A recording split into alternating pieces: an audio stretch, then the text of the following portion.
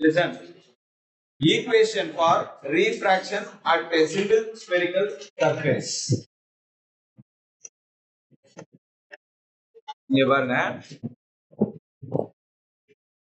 ஒரு single surface, இது ஃபுல்லாவே ஸ்பியர் இருக்கு, இந்த சைடு ஃபுல்லாவே ஸ்பியர் கிளாஸ் தான் இருக்கு. இப்போதைக்கு நம்மளுக்கு உங்களுக்கு சிங்கிள் சர்ஃபேஸ்னோடனே ஒரு சைடு மட்டும் நான் ஷோ பண்ணியிருக்கேன். லிசன் பண்ணீங்க.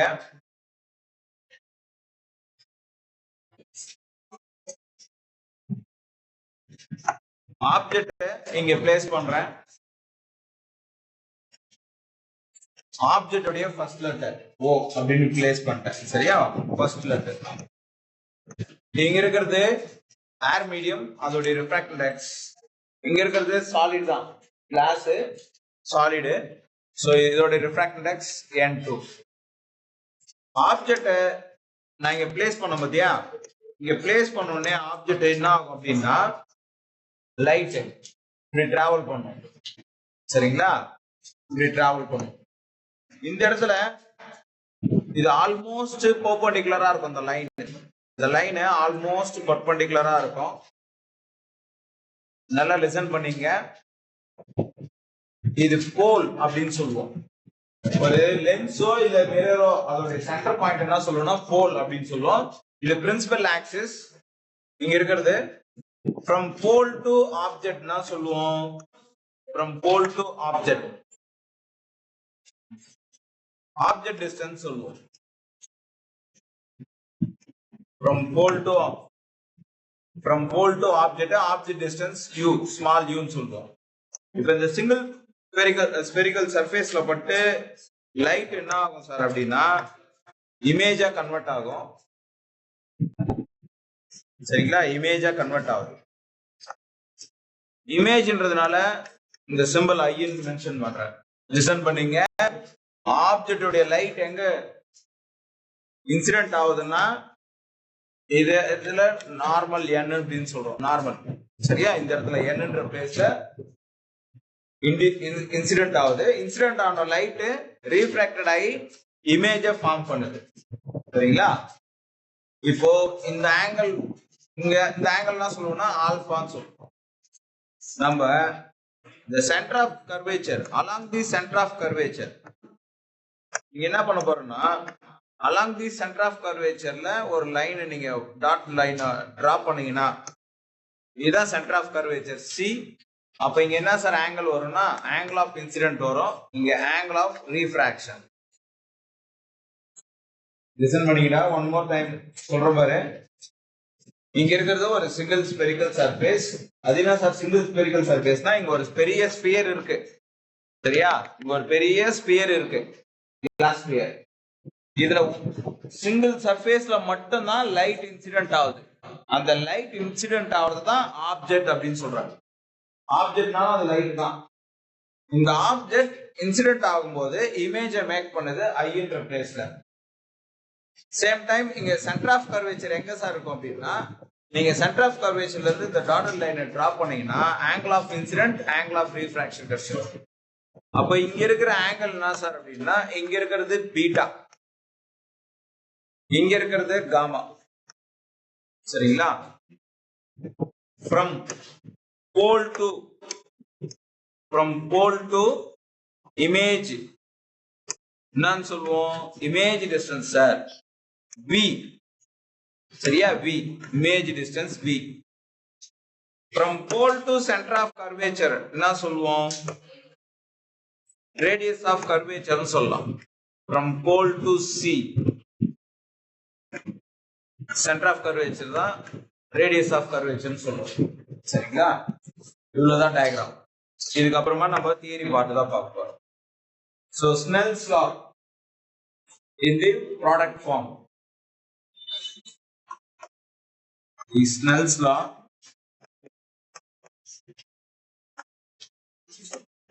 in the product form.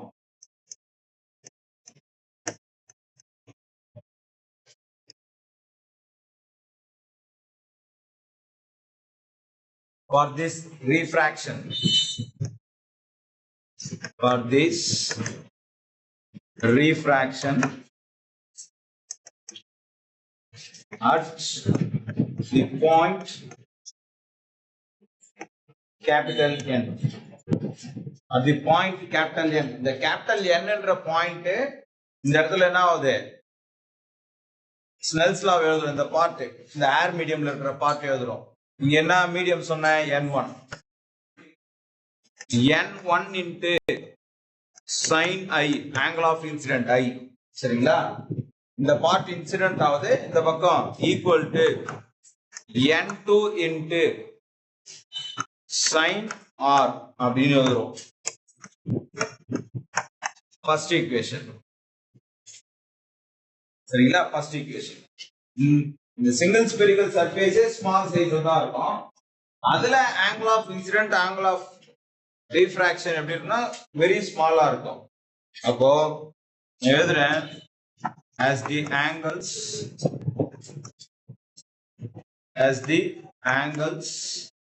are very small, as the angles are very small. எது இந்த sin I1 sin I-யும் sin R-ம் ஸ்மாலா இருக்கும். அப்ப என்ன பண்றோம்னா as the angles are very small, அப்போ sin of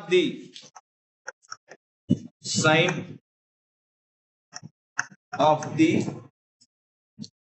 angle could be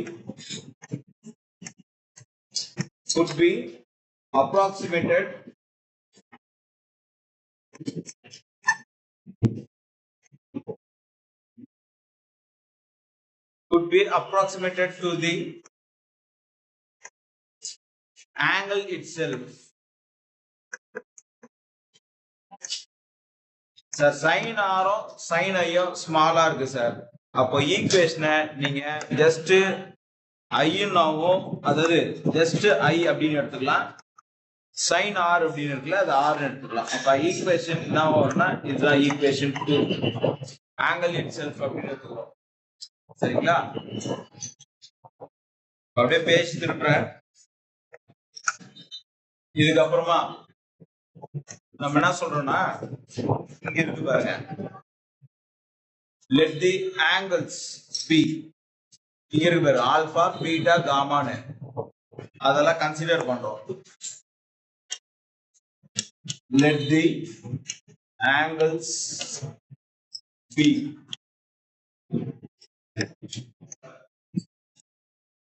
என்னென்ன இருக்கு சார் அப்படின்னா இங்க பாருங்க, NOP, NCP, NIP. நான் சொல்றது எல்லாமே பிட்வீன்ல இருக்குது. NI, NO, NC இதெல்லாம் ஆல்பா பீட்டா காமான்னு இருக்கும். So triangle N நான் சொன்னேன் OP இது ஆல்பா, NCP பீட்டா, NIP இது காமா. சோ இதெல்லாம் எப்படி இருக்குன்னா from the triangles, இதெல்லாம் ரைட் ஆங்கிள் triangles. அப்போ from the right angle triangle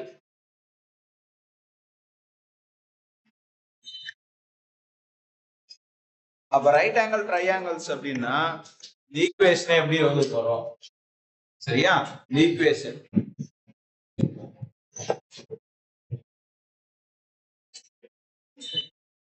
இங்க ரைட் ஆங்கிள் ட்ரையாங்கிள் இருக்குமா? இங்க இருக்கு பாருங்க. சரியா? ரைட் ஆங்கிள் ட்ரையாங்கிள் இருக்கு. சோ அப்ப இது எப்படி எழுதலாம்? ஆல்பாக்கு பாருங்க ஆப்போசிட் PN. சரியா? PN adjacent என்னன்னு இருக்கு? PO. ஆப்போசிட் பை adjacent என்னன்னு சொல்லுவோம்? tan. சரியா? இப்ப tan தான் எழுத போறோம். so tan alpha. ஆப்போசிட் என்ன இருக்குன்னா PN தான். adjacent என்ன இருக்குன்னா PO. tan beta equal to opposite அதே PN தான். இல்ல சார் எங்களுக்கு டவுட் இருக்கு அப்படின்னா பாத்துங்க. பீட்டாவுடைய ஆப்போசிட் அதே சேம் பிஎன் தான், adjacent BC. Next tan gamma அதே சேம் தான் பிஎன், ஆப்போசிட் அட்ஜசன்ட் தான் வரப்போகுது பிஐ.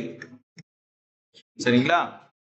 சோ இங்கே ஒரு விஷயம் சொல்லலாம், as the angles are small.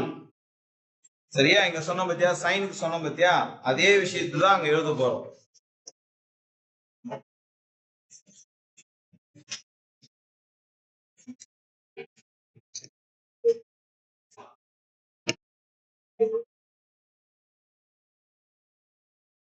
Listen ra, as the angles are very small, tan of the angle could be approximated to the angle itself அப்படின்னு சொல்றோம். அதனால ஆல்பா என்னன்னு சொல்லலாம்னா pn by po, பீட்டா என்ன சொல்றோம் அப்படின்னா pn by pc, அதாவது gamma pn by pi. இந்த ஈக்குவேஷன் 3 ன்னு சொல்றோம்டா, ஈக்குவேஷன் 3 ன்னு சொல்றோம். ஈக்குவேஷன் 1 தான் நான் ஆங்கிள் ஸ்மாலா இருக்கு அதனால ஆங்கிள் இட் செல்ஃப் எடுத்துக்கிறேன், அதே ஆங்கிள் எடுத்துக்கிறேன் ஐ ஆர் னு வச்சா ஈக்குவேஷன் செகண்டா மாறிடுச்சு. ஈக்குவேஷன் தேர்ட் எப்படி வந்ததுன்னா, நீங்க 3 ட்ரையாங்கிள்ஸ் இருக்கு, அந்த 3 ட்ரையாங்கிள்ஸ் தான் let the angles be NOP alpha, NCP beta, NIP gamma. அப்பனா from the triangles, இதெல்லாமே ட்ரையாங்கிள்ஸ் தான், ரைட் ஆங்கிள் ட்ரையாங்கிள்ஸ். அந்த ரைட் ஆங்கிள் ட்ரையாங்கிள்ஸ்ல opposite by hypotenuse, sorry opposite by அட்ஜசன்ட்னா வரும்னா tan. அப்ப tan alpha, tan beta, tan gamma. இங்கே tan சின்னதா தான் இருக்கும், ஏன்னா சிங்கிள் ஸ்பெரிக்கல் சர்ஃபேஸ்ன்றதே ஸ்மால், அப்ப ஆங்கிளும் ஸ்மாலா இருக்கும். அப்ப இப்படிதான் எடுத்துக்கிறோம். சரிங்களா? ஃபார் தி நெக்ஸ்ட் இந்த ஆல்பா பீட்டா காமா வேல்யூ வேணும்ல, அப்போ for the triangle del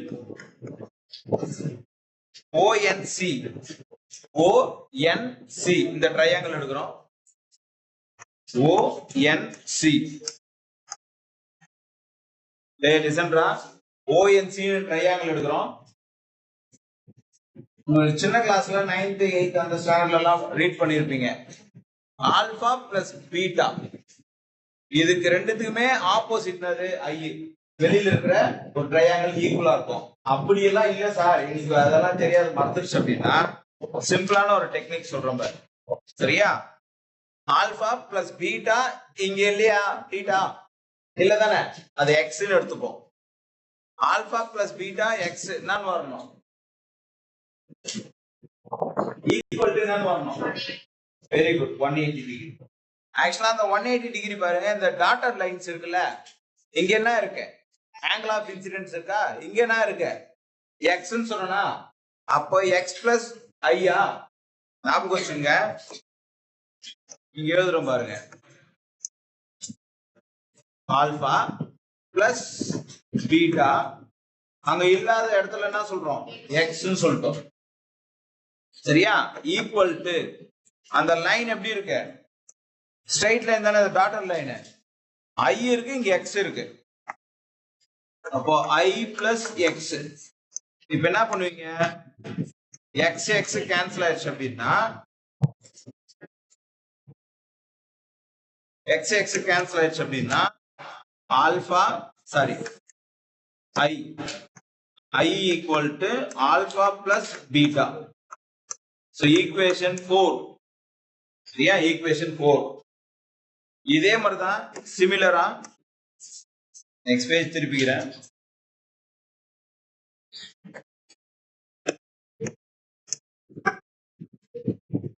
For the triangle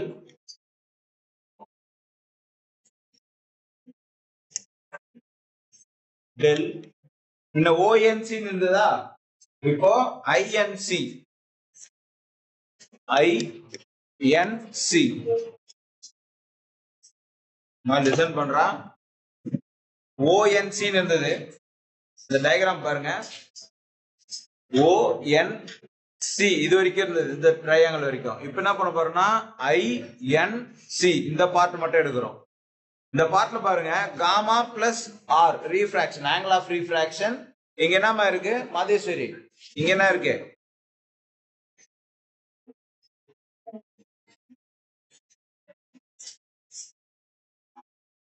listen பண்ணுங்க, உட்காருங்க.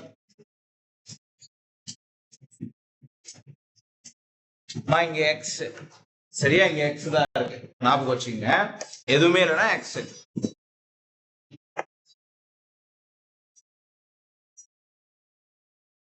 Gamma plus R.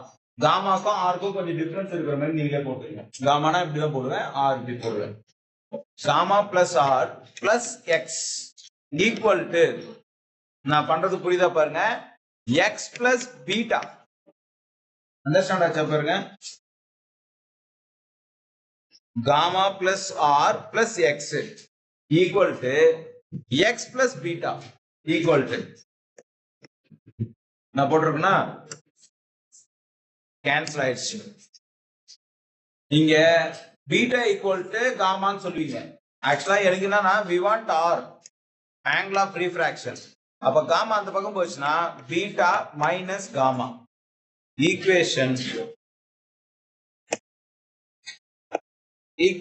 5. Equation 5. Listen.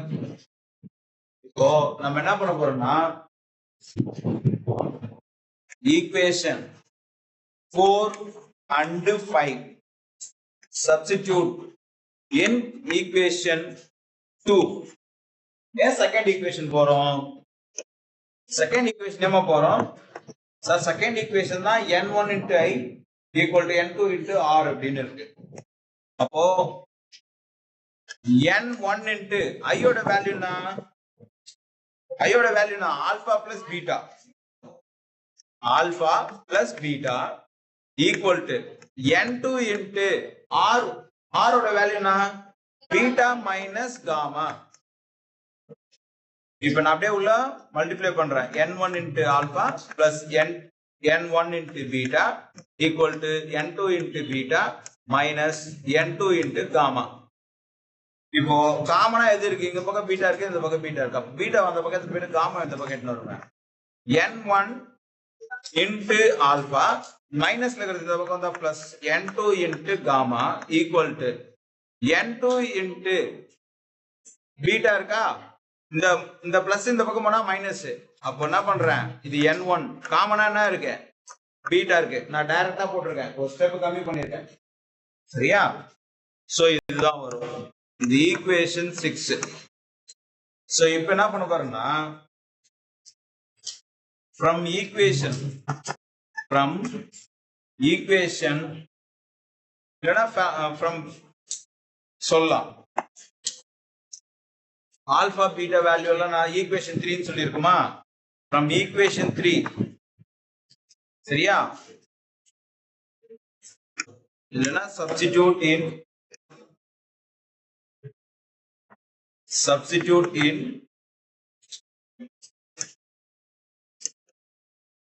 alpha comma beta and gamma.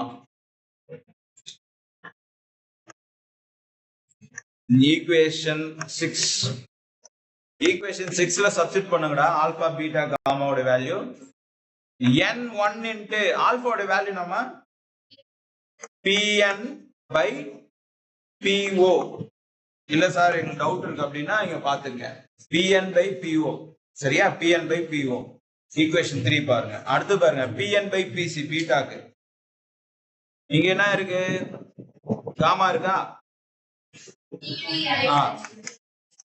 pn by pi, சரியா? Equal to n2 minus n1. பீட்டாவோட வேல்யூனா pn by pc. இப்போ என்ன பண்ணுவீங்க, numerator மட்டும் கொஞ்சம் காமனா எடுப்பீங்க, ஏன்னா கேன்சல் பண்றதுக்காக.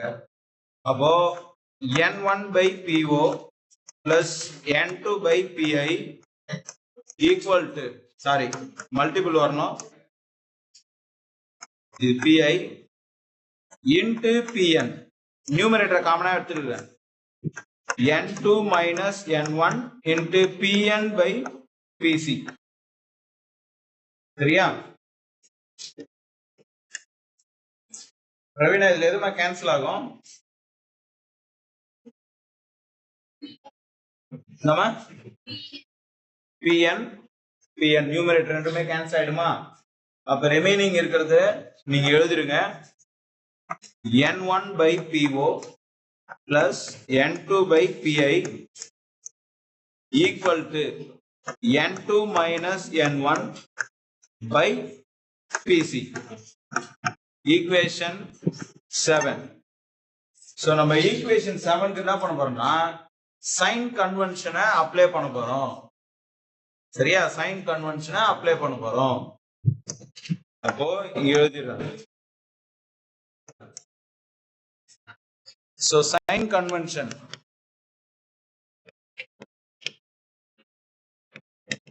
Sign convention ஒன்னு நல்லா ஞாபகம் வச்சுங்க, இது ஒரு spherical surface. The spherical surface like mirror ஆவும் ஒர்க் பண்ணோம், lens ஆவும் ஒர்க் பண்ணோம்.